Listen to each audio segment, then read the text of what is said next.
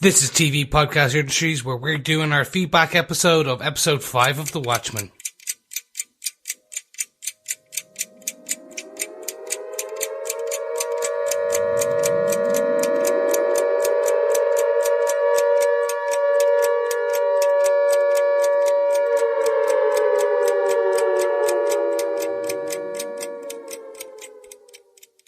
Welcome back, fellow watchers. It is I, Chris, and I am joined by the illustrious, the important, the Dr. Manhattan of TV podcast industries, none other than Derek. Say hello, Derek. I think somehow yourself and John are more Dr. Manhattans, the ones that kind of appear occasionally and don't always appear on all of our episodes.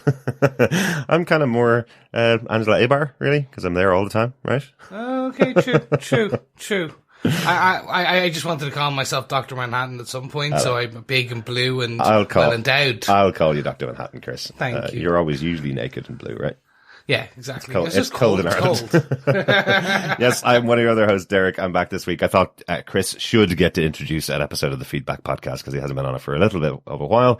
And I'm delighted to have at least two of us on these episodes because your feedback is really important to us. We love hearing feedback from our watchers, and I love when two of us get to talk about it and find out things that we got wrong and find out things that we didn't notice or didn't get the chance to talk about in our episodes and get to talk about it between us. And it's really good, isn't it, Chris? Yeah, the eagle-eyed watchers in all of you guys, just it's helpful.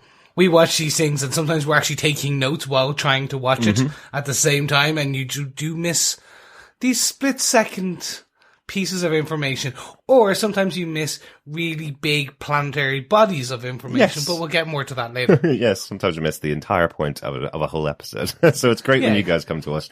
And we usually start out each episode with something that we got slightly wrong from previous episodes. Let's kick this one off, Chris, because the big one that we got wrong from last episode, and you all caught us, all of us, because we moved from Switzerland last week, and Chris was taking care of some other stuff that was going on. He was traveling as well. We all only got to watch the episode once, so we got something very wrong. We were right about it being a moon. Starting off with, where is Adrian Veidt? Because we were right about him being on a moon. He just certainly wasn't on Earth's moon. And the second time I watched it, when I was doing a little bit of a tweet on Monday night when the episode came out on Sky Atlantic, it's so clear he's not on Earth's moon. This is a bad one. This is a bad one for me. I'm right. Usually pretty good at it because I watch it the first time and then the second time I'll watch it and take notes. But wow. We're half the galaxy away, basically. Pretty much. So the big question is, where is Adrian Veidt? And oh God, we got it wrong.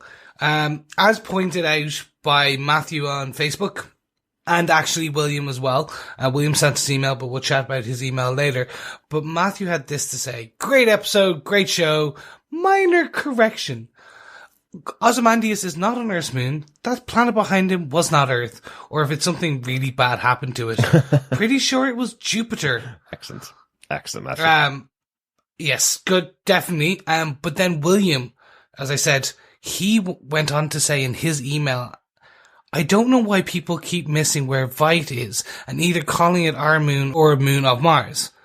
But he is clearly on something orbiting Jupiter. Judging by the ice, it's probably Europa. Makes sense if you wanted to create life somewhere else in the solar system since it's already got the water. I love it, William. Very good points from everybody as always. There's so much that we're trying to catch in every episode, obviously, but this was a massive one because we've been talking about it for weeks. We've been wondering, is he on Mars? Is he on Mars? Oh, it's a moon. Oh, no, it's not Earth's moon. We just didn't think about it. I think it might have been something that was said by one of us and we all kind of went, in fact, it was probably me. I said he was on Earth's moon and I think everybody just agreed with me because they hadn't gone back to the episode and watched it at the time. So it's all your fault. I'm always going to take the blame. Okay, perfect.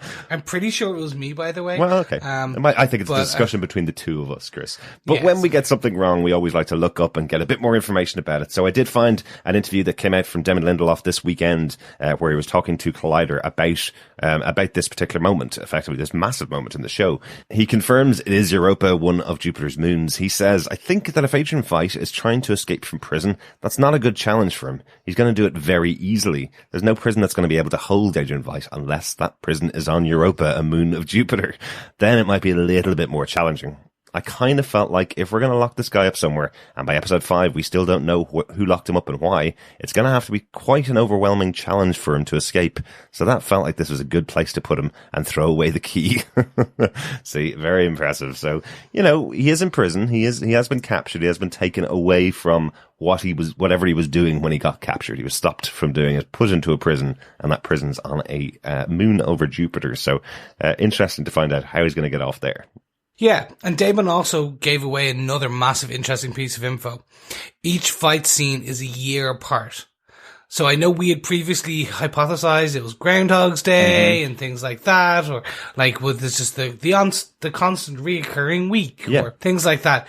No, Damon said this. What we're learning about Agent Veidt is that pretty much in every episode that of the series he's in, except for one, and a year lapse in between each episode. Essentially, he went on to say it's a story told on a very, very large canvas, with each installment taking place on another anniversary of another year that he's spent wherever the hell he's spending it. Yes, you see, I think we took the fact that he was getting really frustrated by the fact that his servants, every time they were giving him a cake, were going, "Happy anniversary," and he was like, "Oh my God, do we have to go through this again?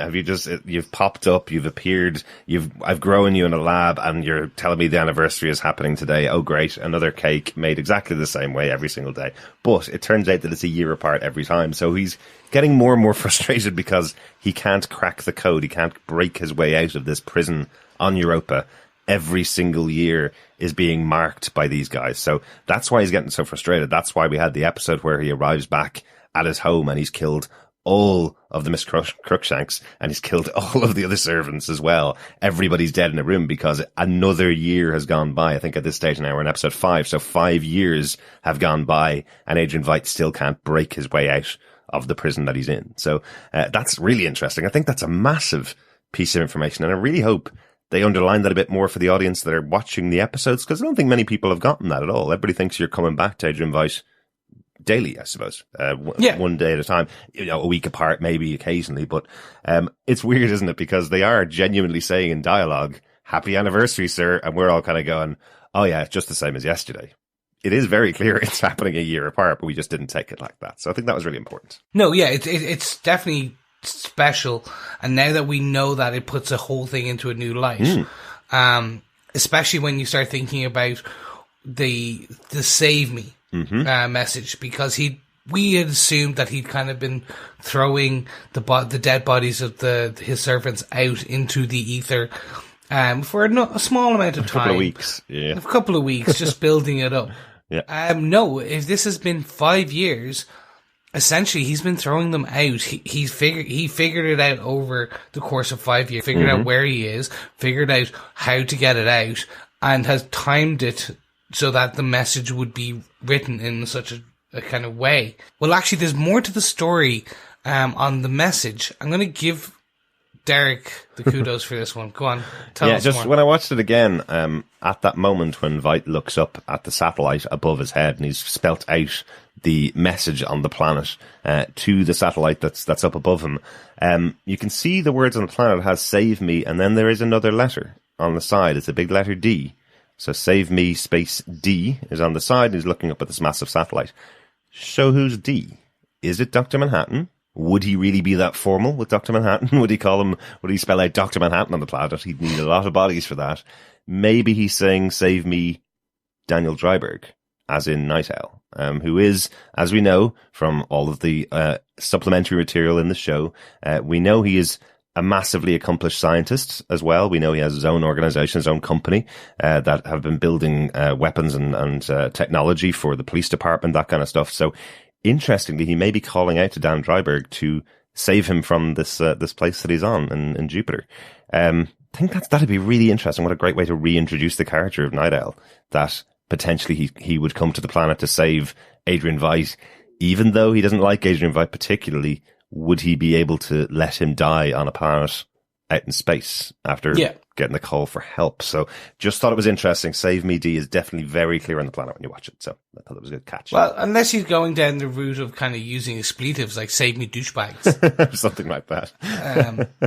It's going to be interesting in episode 6 because we do get that vision of the satellite kind of taking him in. So who is on the other end of the satellite is going to be the interesting. And as you said, if it is Dan Dryberg, that's a fantastic way. Like, opening shot, we see a hurried assistant running into an office, and now that Dryberg's out of jail. Mm-hmm. And it's like, sir, we found him. What do you mean you found him? we found something on the moon. Our moon? No, Europa. And blah, blah, blah, blah. Yeah, that would be really cool, wouldn't it? A great way to introduce the only character we really haven't seen much about since the beginning. He's been talked about. He was a central character of the storyline that went on in the early 80s.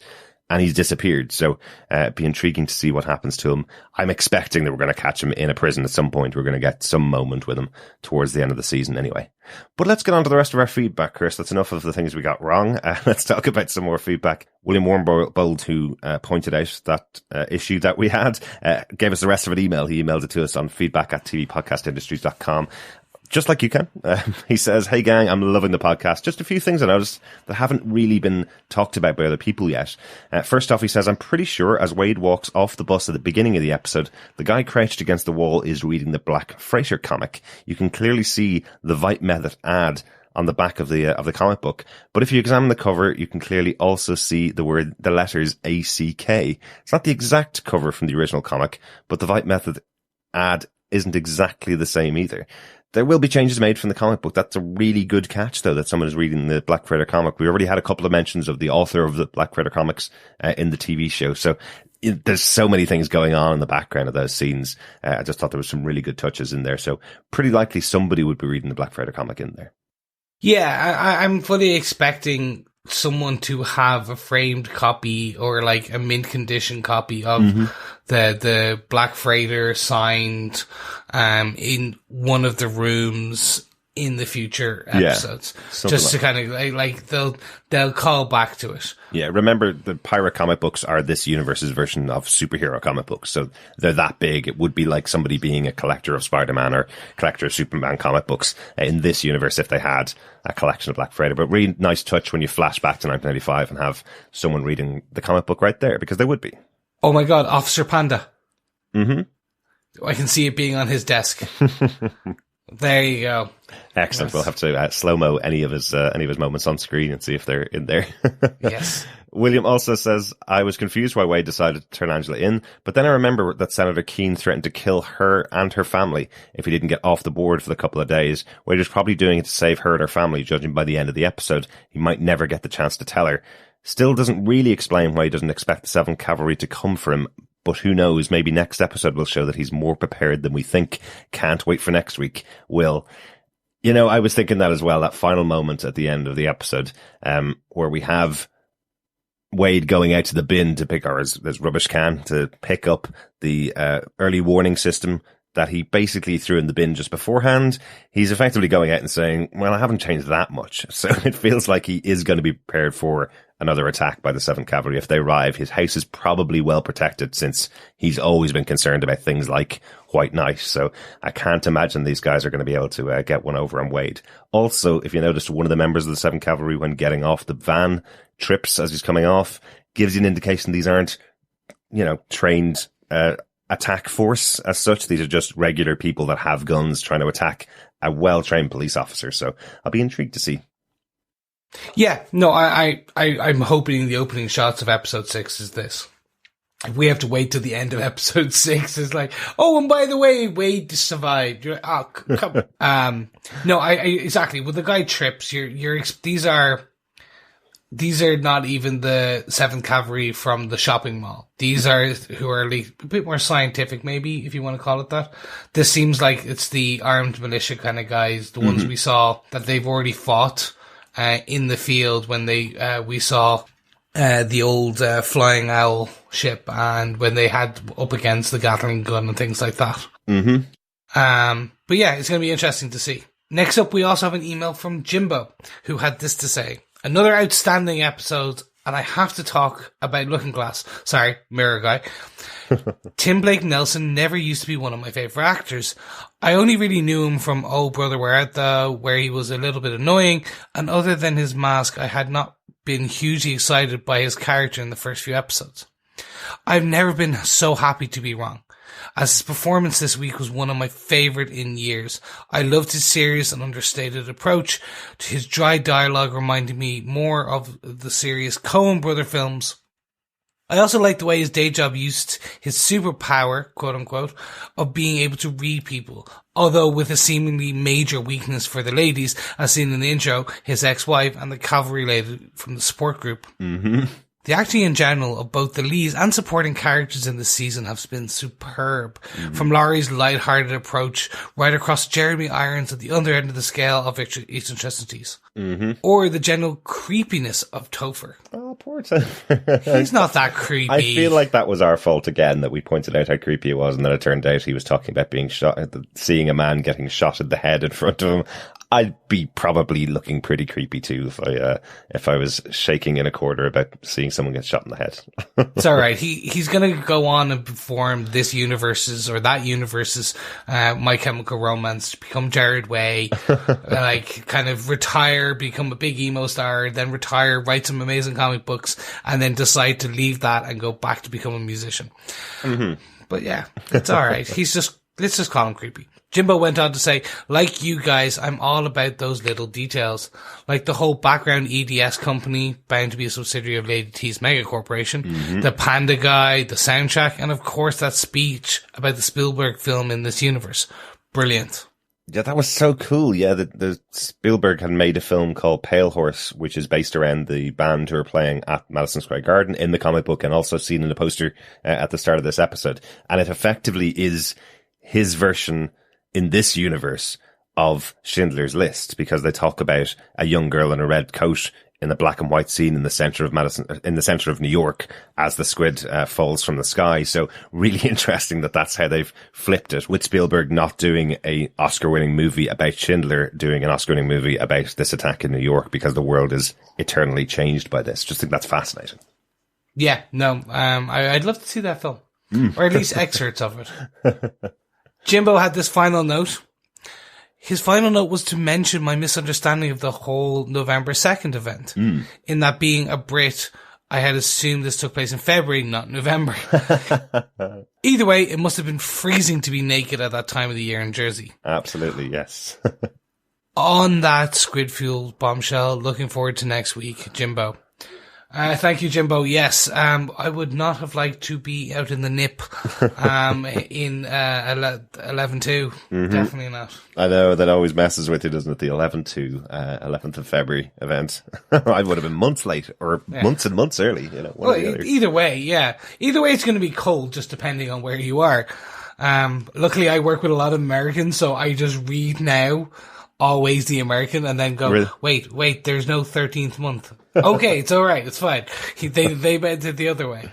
I always felt like there would be a moment when it would flip, that eventually the rest of the world would just go, oh, whatever. Yeah, okay, you've got it. But instead, we just decided to take out the TH afterwards. So now it's 2 November instead of November, or November 2 instead of 2nd of November, which is even more annoying me. But anyway, on that annoying bombshell, thanks so much, Jim, for that feedback. We got a couple of voicemails. First up, Steve Brown. Hey guys, this is Steve, and this is for Little Fear of Lightning. I just watched the episode once, and I can't wait to watch it again, because I'm gonna have to figure out exactly what is going on. But I do love that they give the callback to the whole squid invasion. They give a better explanation of what that was all about, because I think viewers who were not comic book readers wouldn't know what was going on with that, with the whole squids raining down stuff. I think it would just be a confusing thing for them. So I'm really glad they had this episode to kind of show where that came from and what that is. And so are we to assume that the video was meant to be viewed by President Redford? I'm assuming that Adrian, and just they show that to the new senators that are brought into this specific committee that Senator King, obviously Senator King is not president, so it must have been a video meant to explain why Robert Redford is now president, and explaining that Adrian Veidt manufactured all the things to put him into the presidency, I guess. But I guess I'll need to watch it again to really understand all that. And it makes me wonder if we're going to get a cameo from Robert Redford. I mean, I can't believe he would, but that would be, I think, amazing for the show if they were able to get that at some point in the season. So really, really cool episode. It was nice to see kind of where Looking Glass came from and the explanation of the reflectine. Is that what they called the stuff that his mask was made of and that was in his reflectine that was supposed to stop the psychic stuff from getting to his head? Man, there's just so much in this episode, and I'm way over time. So can't wait to hear what you guys thought. Talk to you later.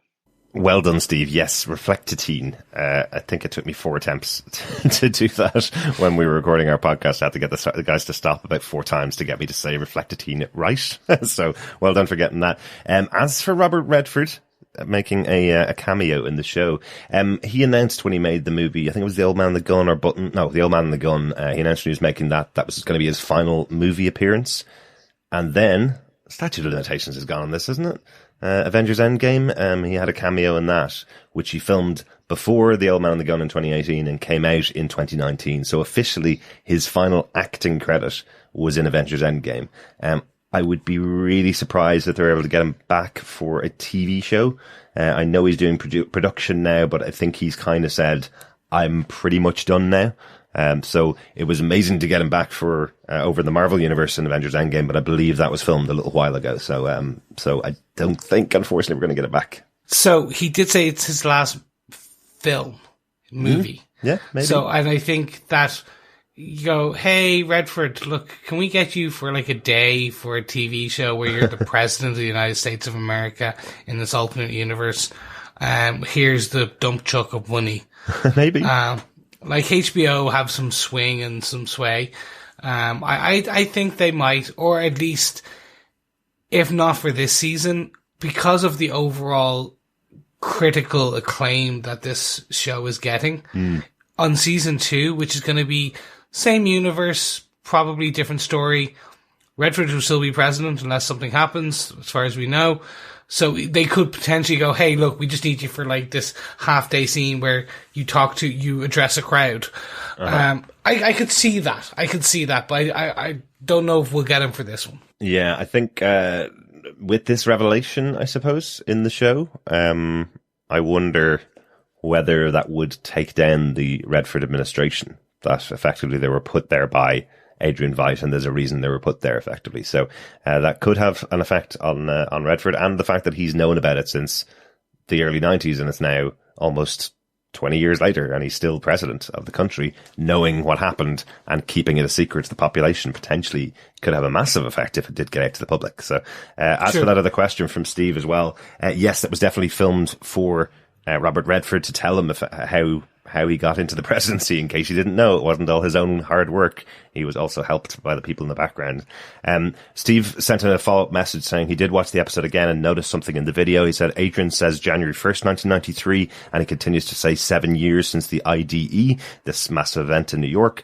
Was it just rounding down since it's only 2 months before 1986 starts, or was it a writer's mistake? He's not sure. I went back and had a quick rewatch of it. Adrian congratulates President Redford on his inauguration on the 21st of October 1993, and he recorded the message, or at least he says he recorded the message, on the 1st of November 1985, the day before the big event. So that would be the 7th year since the attack. So it is the 7 years. That's what he's saying. 7 years in your history. I'm recording this to tell you what happened. So, and he's recording it before the attack in case, for example, Rorschach had succeeded and killed Adrian Veidt. They would still have that video message for him, 7 years later to play for the president that he got into power. So I thought that was quite interesting. Yeah, no, interesting.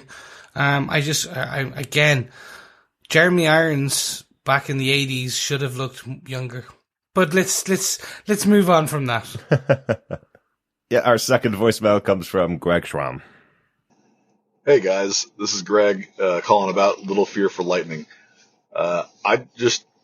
Seems to me like the two main stars of this episode were Tim Blake Nelson, who is an amazing actor, and the music. the music, and I mean, I was watching it with subtitles or closed caption, but the music almost seemed like it was its own character this episode. It's been kind of a big deal throughout the series, but in this episode in particular, it seemed like the two major, like points were, Mirror Guy or Looking Glass and the soundtrack itself. I thought it was really well done, and I anticipate us coming to next week with the corpse of a certain detective in the limelight, but I really hope not, because as much as it sucked for him to kind of betray Angel like that, I really felt for his character, and I love the extrapolation of the story from the 1986 portion. And then was Vite on the moon? I don't know, but I thought it was pretty cool. All right. See you guys later. Bye. Yes, the moon of Jupiter. You know what? I know we didn't mention it really earlier on when William said it. I totally agree with William. Tim Blake Nelson is so good in this show. And, you know, sometimes for an actor, it does take a time to get a part that they can really sink their teeth into. And I think he has jumped in with every tooth in his mouth into this role. He's been fantastic from the beginning, even from, I think, the early time we see him where he's got the mask on and he says he's crying underneath. He's selling that with just his mouth. He's selling that with just a very simple glance at a very simple line that he's saying. And right up to now, where you're seeing him play all the spectrum of emotions when his world is pulled out from underneath him, him hiding in plain sight that he is someone that has actually graduated from being totally full of fear, when actually he is as full of fear as new people who are coming to him for help. So, all of that stuff I think he's done brilliantly in this episode. I love him. He's always been a kind of secondary character for me. Yeah. He's a supporting actor. He's been fantastic. Last year he was in The Ballad of Buster Scruggs. Oh yes. The Coen one, and I loved him. Loved him in that. His segment was brilliant, yeah. Yeah. Oh Brother, Where Art Thou will always be a memory of mine from kind of back in the day that I love. Yeah. But he's always just in TV has always been that just secondary supporting character that's just there for me. This is where he's shining. This is where I'm like, oh, you could literally hold your own in a real big way. And I hope he does. Yeah, absolutely. And I think this is where, I suppose this is why we're in the golden age of television now, isn't it? Because actors like this who are just given the same type of secondary parts in movies get the opportunity to completely shine, get a whole episode to themselves. A whole hour of television basically is hanging off him and his character. That's something you probably wouldn't get in a film. Yeah. And yeah, really, really shine through it. As for the music, I've been a Nine Inch Nails fan since the first time I heard Head Like a Hole back in 1989. That's how old I am. And I love their music because it is dark to a lot of people, but there is a dancey element to it. You know, he did take a lot of inspiration from dance music of the 80s, some kind of dark dance music. And there's a scene in here where we got Tim Blake Nelson making his decision as to whether he was going to play the button to watch that video from Adrian Veidt, or whether he's going to just go on in his bliss of fear, I suppose, thinking that this event happened, and the music is almost like a dance track. It's almost pushing him over the edge. It's really is a character in itself. It's his heart beating in his chest. It's his brain going for all the possibility of what he could possibly see. It is absolutely brilliant. You know, I don't think, obviously, you can't win an Oscar for TV music, but I'm presuming these guys are got to be forefront of Emmy Awards for music for a TV show when that comes around next year, because, well, they've won all the Oscars for every time they've worked together on movies, so probably likely to see them up for awards. I can't wait to get these 3 volumes and have a listen to them on my vinyl record player when they all come out by the end of this month. Really, really good. Thanks so much for the feedback, Greg. Yes, thank you, Greg. I'm a bit of a fan for Nine Inch Nails. I'm not a Derek level fan. I like Closer. As a cursory fan, I'm like, yeah, the music in this overall season is amazing. Well, we'll have to take you to go see them the next time they play live, Chris. We've seen, myself and John, I think I've seen them 5 times live, in various places. So, they are a band you must see live. They're playing again. So, I'll get you over there. If they do it, just literally like a 5-hour set of just the Watchmen music. I'll fly wherever they want me to. Love it. Love it. Over on Facebook, we had some feedback from Amy, who said, wow, yeah, wow, what a perfect origin story. The asymmetric origins of Rorschach and Looking-Glass were beautifully done. One in a questionable moral environment and one in a Mormon watchtower. Excellent. Is it possible the 7th Cavalry is working with Dr. Manhattan and maybe Hood of Justice, possibly against Fight and Lady True? Could it be that Judd sacrificed himself? It could be anything. The nostalgia pills. Oh my, next week is gonna be epic. Absolutely, a nice little touch of the Watchtower. I didn't realize that at all. That's a book that Mormons would carry to show people the way and the path, I suppose, which is what Wade is carrying before he goes into that scene in 1985. Nice little touch on the Rorschach association with Looking-Glass as well. I didn't notice it on first watch. He is eating a can of beans that he has just opened up and eating with a spoon when he's watching the TV. Which is what Rorschach does when he goes over to Night Owl's house. He takes a can of beans out and just opens it and starts eating it. So a nice little touch there that they are similar characters in two different universes, I suppose. Definitely different upbringings. But yeah, kind of fascinating to see that Looking-Glass has changed, happened so young in his life, and he's been this way ever since, and this man of fear that's hiding himself behind this mask. So kind of similar to Rorschach. As for the nostalgia pills, we'll have a bit more of that in Peterpedia, I think. Yes. The final piece of feedback we have from Cathal Fitzgerald, who said, this latest episode is another fantastic one. The characters in this series have so much depth that there is so much, if not more, joy to be had in mining a backstory as there is to adding new characters. My hope for the remaining episodes is that they focus on filling out the stories of the existing characters and resolving the core mysteries rather than adding new ones. One last point. It seems Looking-Glass adopted his persona because he thinks the mirrors saved him. So did he choose his career as a bullshit detector because of the way the top-knotted girl hoodwinked him? Interesting. Yes, maybe he spent his entire time from that point onwards working out when people were lying to him so that he never got himself back in that situation with the knot top. That's pretty interesting. I like that. It's a good way of thinking about it. Definitely, Carl. I like that. And that moment where he just has spent his entire time putting this mirrored item in his hats all the time to make sure that he is being kept safe from what he thinks are going to be squid attacks.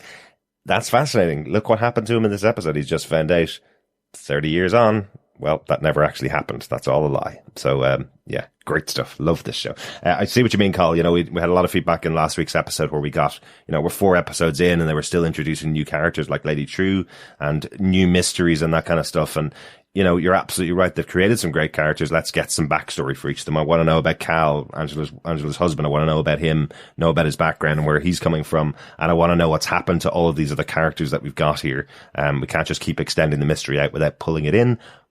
But I have trust. Yeah, I'm the same. I'm very happy. I think this was our flashback episode, literally, in points. So this is the slowdown where they just give you context, because some of us who haven't read the comics weren't aware of the squid incident or the backstory of it. So this was the context episode. Yeah.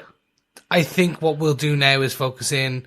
That being said, the nostalgia pills. Yep. Is probably going to give us another one next episode. This is going to be some background filling in next episode without a doubt. I'm presuming you haven't seen the preview for next week's episode, so I'm not going to spoil that for you, Chris. But I have not. There is definitely going to be something which I'll be talking about in 1 second, which will play into next week's episode.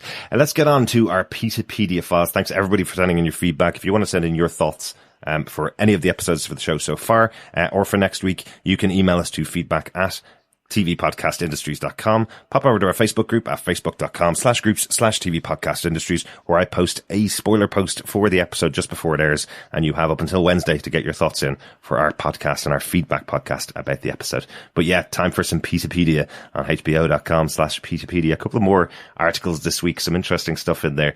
First up, another memo about AHS, American Hero Story, from Agent Petey, who absolutely hates this show. Do you know why, Chris? Because he's a history guy. And history, in history, facts matter. We all know facts don't matter. Come on. There's a couple of really interesting things to come out from Petey's explanation, I suppose, of what's there on screen and his own research, I suppose. What he says in the first section, he's talking about the actual sexual assault of Sally Jupiter. He confirms that comedian and Sally Jupiter eventually did have a relationship a couple of years later, about 8 years later, which is what gave birth to Laurie. Just to confirm that those two incidents were separated, obviously it was a sexual assault to begin with. He didn't have sexual intercourse with her. That happened much later when they mended their relationship, and Laurie was the birth of that. He comments on the fact that everyone in the FBI knows all about Laurie and all about her history, and it's become a bit of office gossip, so he's trying to protect her, which I find is interesting given in the show they've now had sex themselves in the show. So this is after he's written all of these documents and after he's been trying to protect her honor, I suppose. Not that she needs protection, but he seems to be trying to protect her honor without even being asked. He even says in there, I know she doesn't read this, so in order to preserve the actual truth, this is what happened. And one final thing that comes out of the first section, it also mentions that Sally Jupiter never saw Hooded Justice's face, despite the fact that the two of them had a relationship going on for a couple of years in front of the cameras. It was a fake relationship, but it was there in front of the camera saying the two of them were together as the leader of the Minutemen and the most attractive woman in the group. The two of them were together, but she says she never actually saw his face in the entire time they knew each other. Which is very interesting. Mm-hmm. How that might lead into the next season, who knows? Yes. It also actually, the same document confirms that Laurie became the comedian for about 10 years, but ended when the FBI caught her and offered her a plea deal that required her to become a special agent for the anti-vigilante task force. See, I found this one interesting. I talked about this last week in the feedback episode in the Pedopedia section, that Laurie was caught by the FBI after killing Timothy McVeigh, the Oklahoma City bomber, before he actually bombed the city of Oklahoma. And she was kind of handing everything to them, going, you can't take me in because I have all of this information about 11-2 effectively. So how that whole thing ended, according to this document from Agent Petey, is that she was then told that she wouldn't be released. She had to give up being a vigilante and instead form part of the anti-vigilante task force.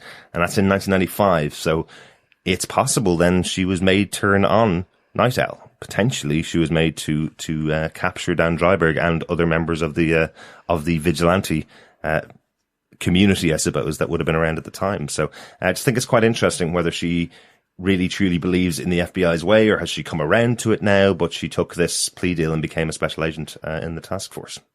Quite interesting. Yeah. It'd be interesting to see if that is her skeleton in the closet. But yeah.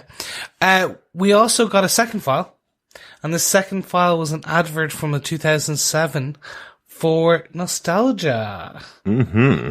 So Nostalgia is the actual pills that Will had on him throughout the beginning of the episodes, and the one that Angela swallows the whole bottle of at the end of this week's episode. Yeah.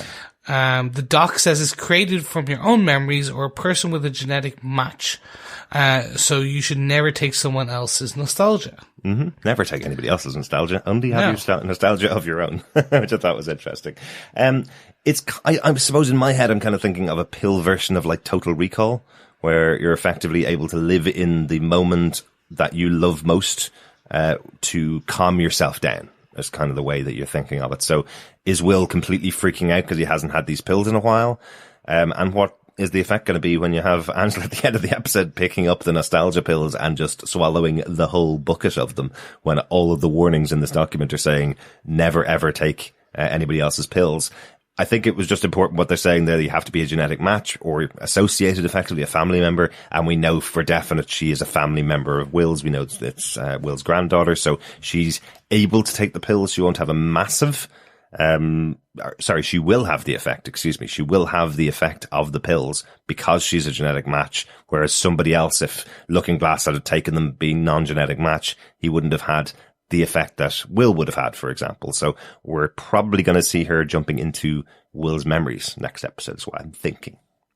Yes, one bit I want to call out, though, which is that actually in the same advert, it says that if you've overdosed or misused nostalgia, contact the True Clinic. Mm-hmm. So we now know back in 2007, the True Corporation, nostalgia is one of their products. Exactly. Exactly. So it's definitely an interesting one to see now that Lady True was there. She was the one talking about the pills to Angela Abar. It's one of her babies. Absolutely. And they've been around quite a while. I think we had a question last week about how quickly Lady True would have gotten to this level of wealth, I suppose, after leaving Vietnam. She must have become very, very wealthy very, very quickly. Well, if she's the one that controls a pill that you can take to calm yourself down by bringing yourself to your favorite moment in your history, or a moment that means something to in your history, I think a lot of people would want to spend some money on that, wouldn't they? Yeah, definitely. And one final thing, just thought it was interesting. The doc confirms that smoking is illegal in 51 states. Yes, we did have the chief of police taking coke on a table with his kids around. So, some drugs are legal, some drugs aren't. Smoking's gone, but cocaine seems to be perfectly acceptable in dinner company. Of course, it's one kills you, the other you light up. The final doc we got in Pedopedia this week was Extra Dimensional Anxiety and You, back from 2009. It's a pamphlet talking about some of the impacts that the incident had on people years later. Interestingly, it points out that the squid rain, which we saw in the very first episode, happens a few times every year and seems to be more prevalent in America's biggest rivals, China and Russia. I thought that was interesting. Like targeted, if you will. And the pamphlet itself is also written by the Veit Institute for Extra Dimensional Studies, which makes you think that the squid rain, just like everything else, is created by Veit Industries to kind of keep people in line. One massive incident when you may have been asleep. It may have been something that you heard about because you were born after the fact. But if you have these instances of squid rain reminding you every couple of months of these extraterrestrial squid that are coming in from another dimension, it could be enough to reinforce that this could happen at any time. You never know. 3 million people could be taken off the board without any notice at all. And then if you also twist the knife a little bit into the people that were possibly going to send nuclear weapons to kill everybody in America, i.e. China and Russia at the time back in 1995, well, you're probably going to have quite a quiet world on your hands. You're going to have people that are scared into not doing anything against each other. So, Interesting. Definitely. But it does solve parts of world hunger because everyone gets a bit of calamari. Interesting. They also put out a document that popped up on the Facebook group today. They put out how to deal with the squid rain. And unfortunately, there is massive amounts of ink that drop along with the squid. You have to pull over to the side of the road. You have to wash down your car in case the acid gets into your machine. So unfortunately, extra dimensional squid aren't the same as local squid that you just cook up in a Barbie, although people are probably quite sick of shrimp in a Barbie as well after every 3 months of having them fall down during the middle of their barbecues, What do you think of Pedopedia this week, Chris? I'm loving it. I love this extra bit of lore that we're getting each week. For me, it's the nostalgia piece is the biggest one. Yeah. It's the confirmation of what the pills are, who they run by, who owns them. Definitely the interesting part. And it does confirm that Angela, ahead of episode 6, we now know we'll be able to ingest those pills and take the memories. Yes, and potentially we'll be seeing a big flashback next episode of somebody else's memories, which I think is a really good way of doing it as well. We've seen loads of types of flashback. This isn't one we've seen before, so I'm intrigued to see that. The one thing that does worry me about Pedopedia, and also that interview from Damon Lindelof that we heard earlier on, where he says, Adrian Veidt's moments are happening a year apart, is this too much work to ask your audience to do if they're going week to week on a show? I totally get what it's like when you're following a show like Lost, or you're following one of his other shows, looking into all the detail around the edges, I suppose, because that's the kind of guy I am. I love doing that when we're podcasting about it. But, there's not many shows that ask you to follow into that. And there's not many people that do actually follow into these details.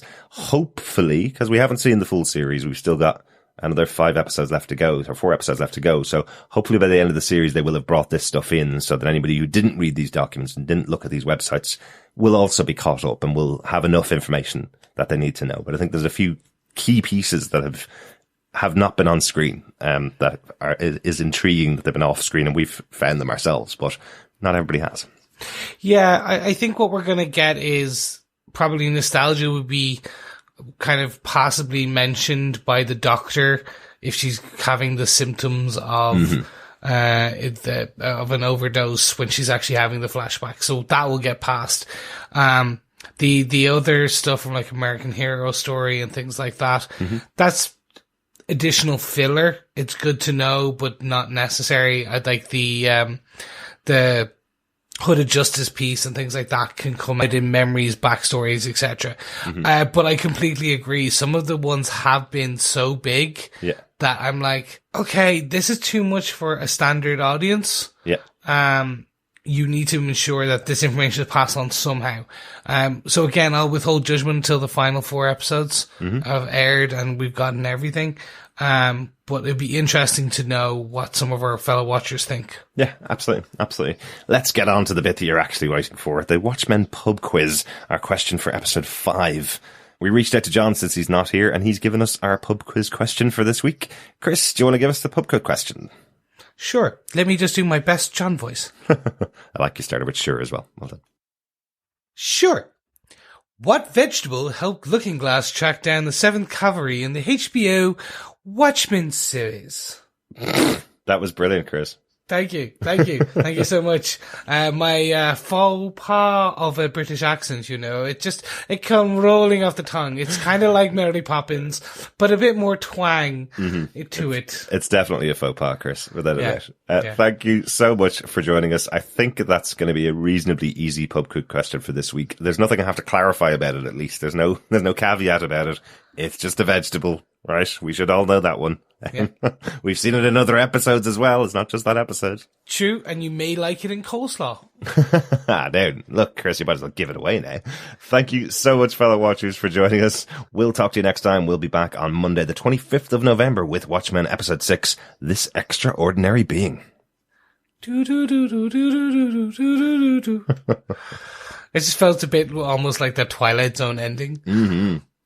I look forward to it. Thank you very much, fellow watchers, and we'll speak to you again soon. Bye.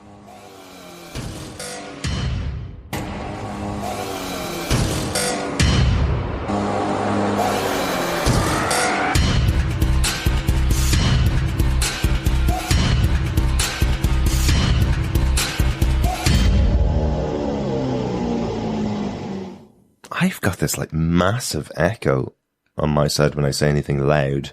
Yeah. I can hear it at really, the end. Hope it's not really going to end off in the show, is it? No, I think, well, I can hear it only when you speak. Like, bye. That one. Yeah, there I can hear it. Right.